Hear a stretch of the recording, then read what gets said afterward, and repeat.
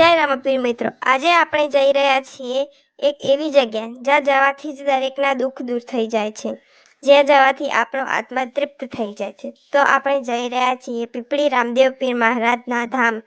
અહીં પહોંચીને જ અલગ શાંતિનો અનુભવ થયો. મિત્રો, જેવા તમે મંદિરના ગર્ભગૃહમાં એન્ટર થશો તો તમને એક અલગ જ સકારાત્મક ઉર્જાનો અનુભવ થશે. મિત્રો, રામદેવ પીર માત્ર એક દેવતા નથી, પરંતુ માનવતા, સમાનતા અને સેવાનું પ્રતીક માનવામાં આવે છે. તેમના જીવનમાંથી આપણને પ્રેમ, ભાઈચારો અને નિસ્વાર્થ સેવાનો સંદેશ મળે છે. તેથી આજે પણ લાખો ભક્તો તેમની પ્રત્યે અતૂટ શ્રદ્ધા ધરાવે છે. મંદિરનો આખો પરિસર ખૂબ જ સ્વસ્થ અને સુંદર રીતે જાળવવામાં આવે છે. અહીં ફરતા ફરતા પણ એક સકારાત્મક ઉર્જાનો અનુભવ થાય છે. ભક્તોના ચહેરા પરનો વિશ્વાસ અને શ્રદ્ધા જોઈને મન પ્રસન્ન થઈ જાય છે. અહીં આવનાર દરેક વ્યક્તિ માટે આ સ્થળ માત્ર મંદિર નહીં, પરંતુ એક આધ્યાત્મિક અનુભવ છે. જો તમે ક્યારે અહીં આવો તો મંદિરની ચોક્કસ મુલાકાત લેજો. કારણ કે મિત્રો, આ અમારા ગુજરાતીઓ માટે એક મંદિર નહીં, પરંતુ એક ભાવના છે, એક આસ્થા છે. તે દરેક ગુજરાતીને અહીં જવા માટે પ્રોત્સાહન આપે છે.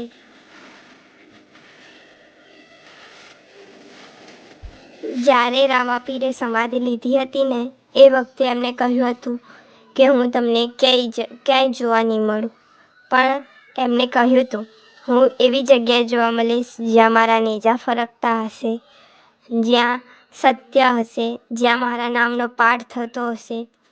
તો તમારે કળિયુગમાં પણ જો રામાપીરના દર્શન કરવા હોય તો ચોક્કસથી પીપળી ધામ આવજો. પીપળી ધામ એ સુરેન્દ્રનગર જિલ્લામાં આવ્યું છે. તો તમે ક્યારે પણ સુરેન્દ્રનગર આવો તો તમે એકવાર ચોક્કસ પીપળી ધામની મુલાકાત લેજો.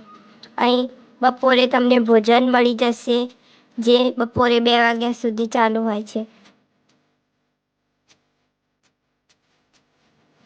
અહીં તમને રાત્રિનું ભોજન પણ મળી જશે. તમે અહીં આવો તો તમને એક અલગ જ પ્રકારની શાંતિનો અનુભવ થાય છે. એમ લાગે જાણે રામાપીર આપણી જોડે જ હોય. તો તમે એકવાર જરૂર આવજો. જ્યાં ભોજનશાળા છે ત્યાં જ ભૈરવ ગુફા પણ છે. તો ચોક્કસથી તેની મુલાકાત લેજો. ત્યાં મહિલાઓનું જવું પ્રતિબંધ છે, પણ ત્યાં પુરુષો જઈ શકે છે. અહીં રહેવાની પણ વ્યવસ્થા છે. મંદિરના અંદર જ આ વ્યવસ્થા છે. ત્યાં ઘણા બધા લોકોની સમાધિ પણ છે.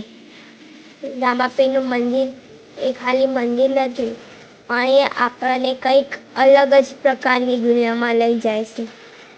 તો તમે આ મંદિરની મુલાકાત એકવાર જરૂરથી લેજો. જો તમને આ વિડીયો ગમ્યો હોય તો આ વિડીયોને લાઈક કરજો, ચેનલને સબસ્ક્રાઈબ કરજો અને આ તમારે ફેમિલી અને તમારા ફ્રેન્ડ્સ સાથે જરૂરથી શેર કરજો. અને હા, આ મંદિરે જવાનું ભૂલતા નહીં.